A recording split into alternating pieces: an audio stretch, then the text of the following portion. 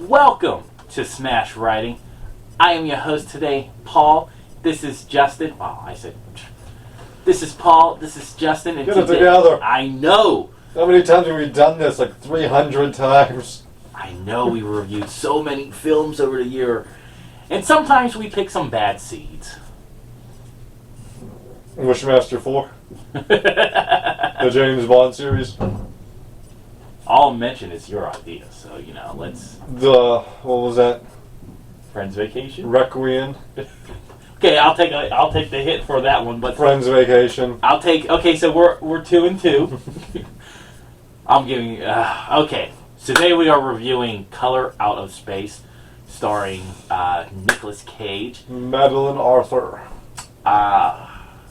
This was Justin's pick, so. Yes, it was. I decided to do this movie like 4 or 5 months ago when I was listening to a bunch of H.P. Lovecraft books on Audible. I figured, they have a movie called Color Out of Space with Nick Cage. This should be fun. Let's see how much fun we have, shall we? Mm-hmm. With that being said, let's talk about the plot. Okay, so this movie is about the Carpenter family. Family who lives out on a farm. This is all done through narration through a guy named Ward, by the way. The Carpenter family is Pervert Ward. Carpenter family is this family of 5, 3 kids, 2 adults, living on Nick Carpenter's former father's farm. He's brought in a bunch of alpacas. He's going to live the farmer's life. Despite the fact he wanted to be a painter. He's going to prove his dead dad wrong. And one night, a meteor falls down from space. And the boy, the youngest one, is affected the most out of all this because he was the only one really paying attention. Everyone else was occupied. We had met Ward earlier. He was a guy doing a survey for an aqua reservoir. Basically testing the water. Yeah, he needed to test the water samples in the area. So he gets brought into this to figure out what happened. And I poke at this thing and there are weird colors, and that's the big thing. Weird colors. Everywhere. Hence the name. They are really playing off the name. The next day, they're all out there checking this thing out. And for some reason, Nick Cage's character, that's for some reason throwing the fact he was having sex with his wife. That's why he didn't know what was going on. You probably didn't need to put that part in there. His name's Nathan. Nick's character, his name is Nathan. That's right. But no one really knows what this thing is. He's complaining a lot about the weird smell. We meet this weird hillbilly guy named Ezra, who lives off his grid. His water is black. He's using black water to make his coffee. Because it happens sometimes around here. But he lives on the gardener's properties, the squibber or whatever they call him. Like, it's Tommy Chong. Like, oh God. Of course, you would have to have a hippie. That night, the rain is pouring down. All kind of crazy lights going on. The video is just in amazement of what's going on here. But by the next day, the meteor is going on. It is sunk into the dirt and it has disappeared. And then Teresa starts acting very strange. To the point she cuts her fingers off and doesn't even care. Just her line though, she's like, it was good because it was like, dinner's ready. Dinner's ready. So they rush her to the hospital. You knew it was coming though, because that scene. The scene was too predictable, but the punchline was dinner's ready. The young boy Jack is acting weird. While the mom's at the hospital and everything, the next day comes and Jack is acting really weird. He's talking to the man in the well. And Vinny starts hearing the whistling too, because she's been drinking the water. And she's getting real sick. And Ward shows up and warns her, don't drink the water. And she's like, too late. Yeah, really. But then nobody can get hold of the phone. Every person who calls, it's always gargled and marbled. And the plants are starting to grow in really weird colors. Which Nathan's happy about, because I guess he's like happy his tomatoes were growing like a month before they were supposed to grow. I tell you what, though, well, seeing like Nicolas Cage's acting is like always crazy acting. Like it just he can't do anything else but crazy. At least his crazy acting was like almost fitting for this film. I'll say that much. After Ward talks to them, he goes to talk to Ezra, who's listening to the voices under the floor. Ezra's all on board on the alien already. He can't find his cat either. No doubt Nathan and his wife almost nail this alien cat on their way home. But when they get home, they're real pissed off because Jack's outside, the alpacas are still outside, despite the fact they were all put away.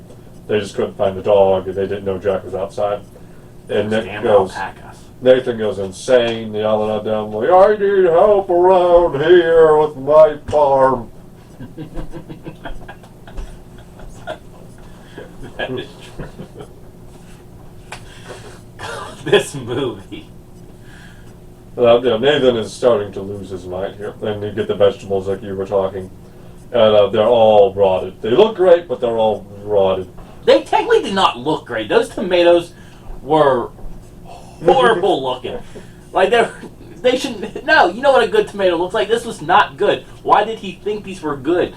Sure, they were grew a month early. They were large, but they looked ugly as shit. And of course, he tasted them, which was hilarious because, like, at that time, like when he's tasting them, I was actually wondering, like, was he possessed or was he just really pissed off at that point? His wife, though, she's pissed off because her internet's not working. Again. But, we do see how Nathan's getting contaminated. It's through the ice in the scotch. And you see his like skin is starting to like rash over and become hardened and gross. I like the one scene though where Teresa was like, was it like when Jack was like scared or hurt or something, and he gets a drink, and Teresa goes, like she makes a comment about it. And he's like, well, what else am I supposed to do? Bourbon. But Lavinia's actually upstairs. She's doing like a protection spell at one point. But comes with a sacrifice. Yeah. The alpacas are going crazy later that night. The boys go to check on it. And the mom's down there, and they try to run, and the light engulfs the mom and the young boy and fuses them together into like a one monstrous being. And they take her to hide her in the attic, which is like, you couldn't pay me to touch that fucking thing. I don't care if I am related. I'm not touching that. Or you get out of here. But Lavinia just wants to run at this point. She is terrified beyond all means. Then her stupid older brother, Benny. Yeah, Benny, he has no idea what to even think. The dog, he thinks the dog is in the well, okay?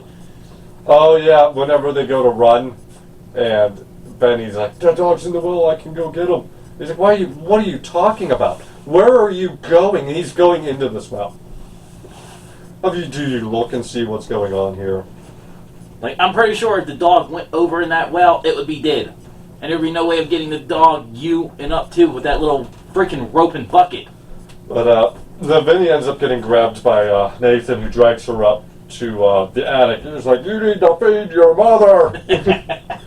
And it looks like the mother might actually end up eating her or engulfing her. But the sheriff and Ward show up, because at this point Ward knows that the water's contaminated. This alien being thing, this glob of animals was found containing Ezra's cat. And the alpacas. Was it the alpacas too, or was it just wild animals? No, Well, there was a separate. Yeah, there were separate things. It wasn't all one. But Ezra and the sheriff show up, and they manage to rescue Lavinia from the attic. But the sheriff ends up shooting Nathan, which spirals Lavinia. And Lavinia's like, "I'm not going anywhere. This is my home." And they go to save Ezra, who's being like taken over by this alien thing. He's like, voice is like now coming through the speakers. And now everything's going to shit. All these different colored lights. A tornado of lights is erupting into the air. And you have Lavinia, who's she's possessed and taking over completely. One of the coolest scenes was her with the purple eyes. And then it all goes up, and Ward and the sheriff, I believe, the sheriff was eaten by a tree. It's just Ward left alive. And he said, the reservoir was built and is buried underwater now, where I hope it stays, but I'll never drink out of that. It's like, why aren't you warning more people not to drink out of that? Said he flicks his blunt into the water and calls it a day. And that is the end of Color Out of Space. Before we get to the cons, I do want to talk about two pros. Two pros, okay. Visually, this is a beautiful movie. I did enjoy the coloring. They go in Color Out of Space. They went all in on these bright, intricate colors, and it looks gorgeous. All of its budget probably went to the coloring. I think Madeline Arthur did a really great job. What she had as Lavinia, I think she really did, especially at the end when she was possessed. Yeah, I think I'll probably say that's the two best. I do, like I said, this budget went to Nick Cage and the lighting. yeah, clearly. The thing is, like I said, with Nick Cage, there is the problem like I had with Nick Cage, and I want to say probably recent years, maybe last like 10 or 15, is that Nick Cage can have moments, and that's what we was talking about before. Is like some of these moments were good. You know, some of them you really didn't know if he was possessed or it was just him being fucking Nick Cage. Well, yeah, because he's always over the top. And there's going to be two outcomes with that. He's either going to save your movie, or he's going to be detrimental and tank your movie. And I think Madeline Arthur actually had to work really hard to keep it out of that second range. Yeah, some of his scenes, like I said, was catchy. But I think like what can make Nick Cage shine with his style of acting now in recent memory, like he says, is really probably short spurts. I don't think he should be a main person anymore. And of course, he will be because it's Nicolas Cage. His name is bigger. But you know, some scenes were nice with him. I just was like, okay. Then there were some scenes overall that was so pointless, like when he was being interviewed by the news. Yeah. And he's talking about like what he was doing during the events that the meteorite hit. He goes, "Well, I was having sex with my wife." No. He said that to the cops, not the press. He did say it on the news. Did he say that on the news? He said it on the news. And well, the reporter's like, "Have you been drinking?" And he's like, "Oh, I had some scotch." Yeah, like those two things. Because he was like, "Yeah, I was having sex with my wife after 6 months after her surgery." He's like, nobody says that. No writer would say, let's add that line into the film without Nick Cage probably going, no, let's add this line into this film. Because I'm like to himself, all he could have literally said was, because he's showing concern, was, I was in the house with my family, we heard a loud boom. And then he's talking about his hair. He's looking at himself on TV. He's like, "Why didn't somebody give me a comb?" Looks like someone did. Like, what did you do to your hair, man? Yeah, somebody combed it that way. The thing is, with Color Out of Space, they did a good job bringing the important bits. The family being possessed by the colors and the water and all of that. They really did bring Color Out of Space